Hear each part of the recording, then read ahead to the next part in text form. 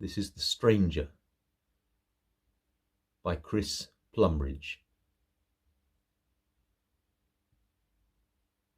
They found her in the corner of a field just yards away from a dry stone wall, laying on her back, naked and cold.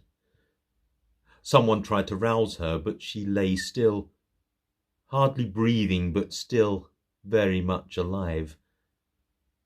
Another felt her wrist for a pulse, but found none, and reeled back in astonishment.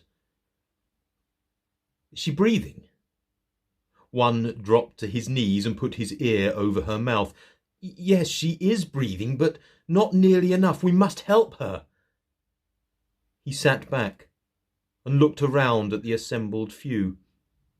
You fetch a blanket. She'll freeze on an evening like this. You, run for some water, my lad. Be as quick as your young legs will carry you. A woman picked up her skirts and shuffled off in the direction of a nearby gate. The boy overtook her in his commanded haste. Why didn't you send someone for the doctor? He stood up and faced the question, looking into the inquirer's eyes. My dear sister, you know how ill and frail the doctor is. We must take her to him. Tie your horses to the wagon. We will take her to him. Let's hope before nightfall. The boy returned first with a flask of water. Within moments, several thick blankets had arrived. One was laid gently over the woman's naked body. Another was folded neatly, and they carefully lifted her head and placed it beneath. He took the flask from the boy and tilted it very gradually, so that only a few drops fell onto the woman's lips. With water comes life. Her lips parted, and her tongue gratefully took in the droplets. She took the flask and drank deeply. Thank you so very much, she said fluently and eloquently in their own language. He said, We were so worried for you. Tell us who you are. How did you get here? This does not matter. I fear I need help for my injuries. I need a doctor. She drank some more. Do not worry, my dear. We will take you to him. Look, the horses are here. Now, can you stand? She wiped her mouth with the back of her hand. I need him to look at my wings. I think one may be broken. Muffled comments came from the assembled few. They looked to one another for the answer. My dear girl, you are tired and no doubt confused. Wings indeed. The woman sat up, rolled her pale shoulders back, and from one side, so very slowly, she extended a long, white, feathered arm. Everyone stepped back, and jaws dropped in wonder. Silence. As I thought, this one is fine. My left wing must be broken above the elbow.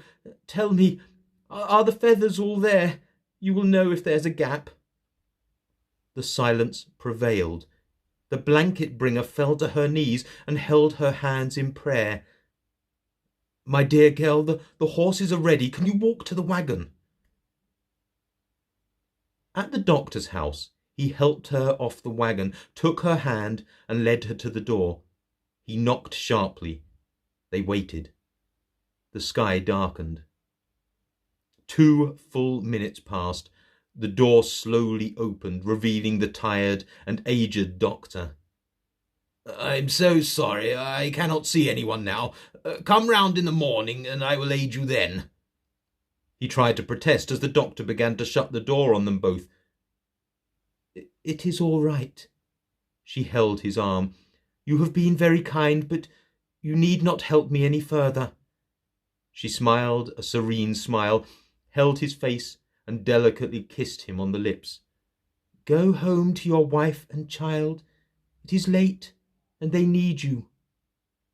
He sighed, tried to speak, but could not find any words, then just stepped back and climbed the wagon, but could not take his eyes off her. The horses bowed their heads. Doctor, please let me in. Only you can help me. Once again the door slowly opened. My child, you are so beautiful, more beautiful than the newborn day. Too beautiful for my ancient eyes. She smiled. Thank you, doctor. It's my wings, you see. I believe one is broken. See? The old doctor stood before her in wonderment, not believing in what stood before him. You remind me of my daughter. She was beautiful too. You are so very much alike. I know. For 60 nights and days the doctor nursed her, bandaged her wings, and administered medicine. The doctor did his best to fend off visitors. When he failed to or did not have the strength, she met them at the door and politely dismissed them with her smile. Day by day her feathers grew until all had grown and filled her wings to their original splendour.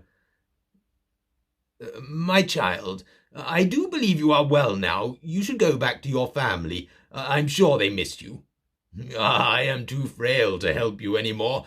I'm sorry. Please go in the morning. It will be a day as beautiful as you. The doctor slipped back into his chair and closed his eyes. She stood behind him, stretching both splendid, white, feathered wings high above her shoulders, and whispered, Doctor, it is time you came with me. The end.